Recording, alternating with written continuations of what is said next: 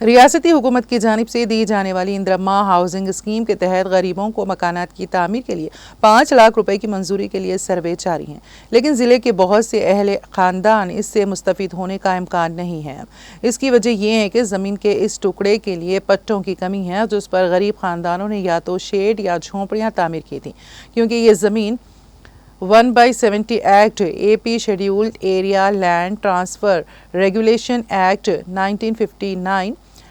Amendment 1/1970 کے تحت آتی ہیں۔ ایجنسی کے دیہات میں قبائلی زمین کی غیر قبائلیوں کو منتقلی کو منظم کرتا ہے۔ اسی طرح غریب لوگ جو کہ کوٹاگوڑم، ایلندو اور منوگورو جیسے علاقوں میں SCCL کی زمینوں پر قابض ہیں، وہ زمینیں رجسٹرڈ نہیں کروا سکتے کیونکہ وہ زمینیں کمپنی کی ملکیت ہیں۔ حکام کے مطابق ضلع بھر میں اندرما گھروں کے لیے 2.73 لاکھ درخواستیں جمع کی گئی تھیں اور اب تک 37,000 درخواستوں کا سروے مکمل ہو چکا ہے۔ کوٹاگوڑم میونسپلٹی میں 12,000 سے زائد درخواستیں جمع کی گئیں، جبکہ 2,500 سے زیادہ درخواستیں راماورم علاقے کے 7 میونسپل وارڈوں سے تھیں۔ تقریباً 90% درخواست دہندگان جن کے پاس زمین ہے کے پاس پٹے کی کمی ہے، جس کی وجہ سے وہ اس اسکیم کے لیے نااہل ہو گئے ہیں۔ کوٹاگوڑم میونسپل چیئرپرسن کوپو سیتھا لکشمی نے راماورم کے حوالے سے کہا ہے کہ اس علاقے میں برسوں سے رہنے والے درخواست دہندگان کے پاس صرف بجلی کے بل اور میونسپل ٹیکس کی رسیدیں ہیں،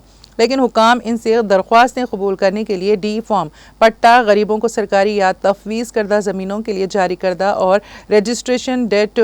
فراہم کرنے کے لیے کہہ رہے ہیں۔ میونسپل فلور کے سابق لیڈر ایم وینکٹیشورلو نے مطالبہ کیا کہ مقامی MLAs اور MP اس معاملے کو حکومت کے نوٹس میں لائیں اور اسے جلد سے جلد حل کریں۔ ایک قبائلی کارکن بی رمیش نے بھی حکومت سے مطالبہ کیا کہ وہ ایجنسی کے علاقوں اور راماورم میں مکانات کی منظوری کے لیے غیر قبائلیوں کی جانب سے اندرما گھروں کے لیے جمع کرائی گئی درخواستوں پر غور کریں۔